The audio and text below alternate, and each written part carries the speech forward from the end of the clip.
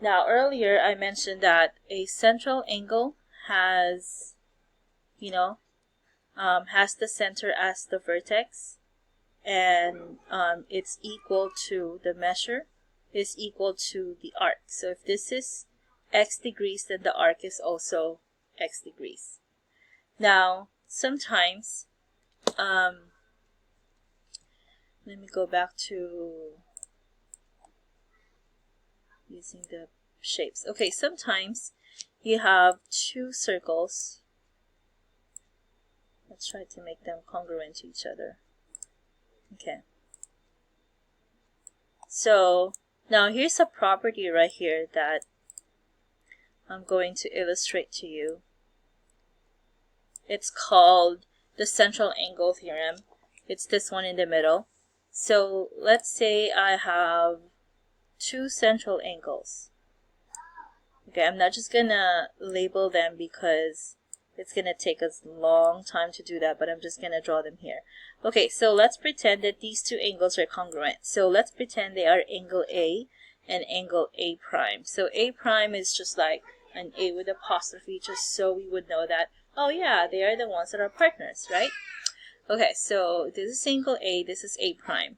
Now if these two angles are congruent, oh sorry, you can hear my kid in the background. So you can see these two chords over here. If you connect the endpoints on the angles like this, okay, and this one also, right?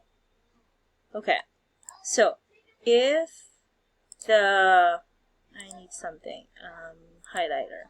Okay, so if the two angles are congruent, then that means the chords, these are the chords. Remember, we talked about a chord earlier. A chord is like a segment from one part to another. So if the central angles are congruent, then the corresponding chords are also congruent, right? Now let me undo that because that's not the only one. Aside from having their chords congruent, now these intercepted arcs right here, the curved one, okay, the curved one, not the segment. Okay, that's not a curve, but you know what I mean. Okay, so the curved portion on the circle, they're going to be congruent as well. So in other words, they have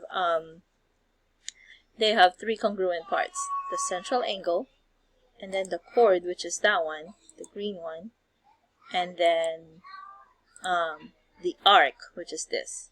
So this is the arc, and this is the arc. So it should be that curve right there. Okay? So all those are congruent to each other.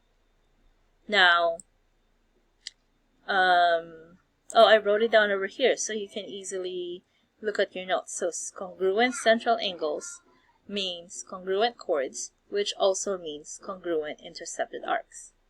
Okay. Now, I already mentioned this earlier, right?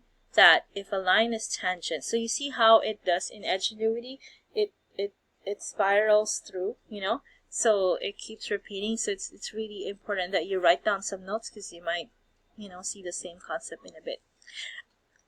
Excuse me. So where was I? So this one is for tangent. If a line is tangent to a circle, then it just makes a 90-degree angle. But I discussed that already earlier. Okay. So now let's move on. Let's move on to the other type, which is inscribed angles. Excuse me. So for inscribed angle, put a circle over here. So what's the difference between an inscribed angle and a central angle? Are you still okay? You okay? I know I've talked a lot, but yeah, we're almost there. We're trying to finish everything that you need for tomorrow as well. Okay, so yeah, so what's the difference between a central angle and an inscribed angle? An inscribed angle does not have the center at its vertex, but it goes all the way to the circle as well. So 1, 2, 3, they're all in the circle. So earlier we said that we said that a central angle is equal to the arc, but not anymore. This time, if this is x, okay, so if the central angle is x, not the central angle, I'm talking about the arc, I'm sorry. So if the arc is x, then the inscribed angle is now 1/2 of that. So how do I write that? It's 0.5 or 1/2. Okay, let me make that smaller. It's too big. Okay, so it's 0.5 times x. I should put the 0 here because you might think it's times 5. So in other words, if you want the angle, you divide the arc by 2. But if you want the arc, and they give you the angle, you times it by 2. Does that make sense? Just type in a question if that's not very clear. So I wrote it down over here. Inscribed angle equals 1/2 of the intercepted arc, where this is your intercepted arc, okay? The curved one. Now this may happen in 3 cases. So if you look here, one of the sides of the angle could be a diameter, but it's still the same, 1/2 x. This one is when it's like, it doesn't have a diameter. So maybe like if you make this one smaller, right? But regardless of how big or small it is, it's still going to be the same relationship. So whatever that arc is, you just divide it by 2 and then you get the angle. Now, even if you make it bigger, such as in this one, it's still the same thing. Okay? So that's for inscribed angle. There are other types that follow this pattern, and let me show you this. Sometimes one side is a chord. Oh, that's a chord. Now I'm going to delete this one, and I'm going to put a tangent line instead. So a tangent line is something like this, right? A tangent line crosses your circle only once.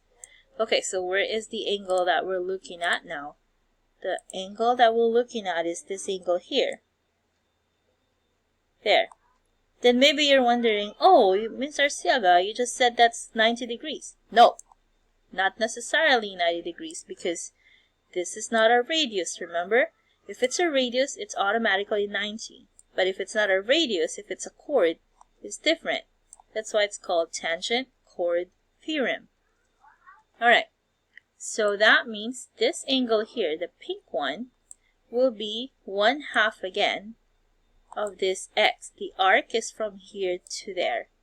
So pretty much, you know, like your Pac-Man again. So whatever is inside the mouth, that's the arc.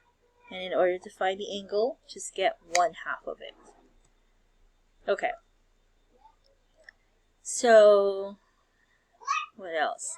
Now, you because of those 2 properties, if I have a circle here, oh, that's too big.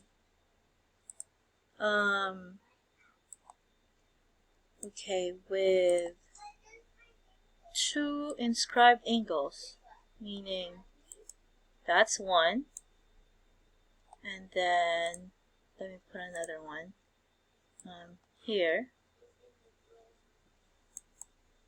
Okay, so that's 2 different angles, right? The black one and the orange one. But aren't they eating like the same piece of arc, right? This. So that's the same thing that they're eating. That's the same intercepted arc. So what does that mean? It says right here, if 2 angles are inscribed in the same arc, then that means they're congruent. So since the black one and the orange one are facing the same arc, then that means they're congruent. So if this is 50, then the black one is 25 and the orange one is 25. Does that make sense? Because they're facing the same intercepted arc. Okay, and last but not the least, okay, we need another circle. Let's make it a little bigger this time. Ooh, okay, so here we go.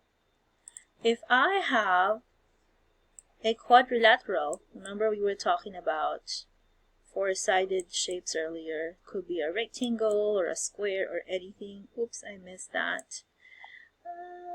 Well, it's okay, just imagine it's on the point, okay? So, if we have a quadrilateral in a circle, the opposite angles, like this one and this one, they always equal to 180. 180. So I put it right here. They're supplementary. So right here and right there. Okay. So any quadrilateral, it doesn't have to be parallelogram, it doesn't have to be rectangle, but it has to be just four-sided. So the opposite angles are supplementary. When you add them, they equal to 180. Okay. So I think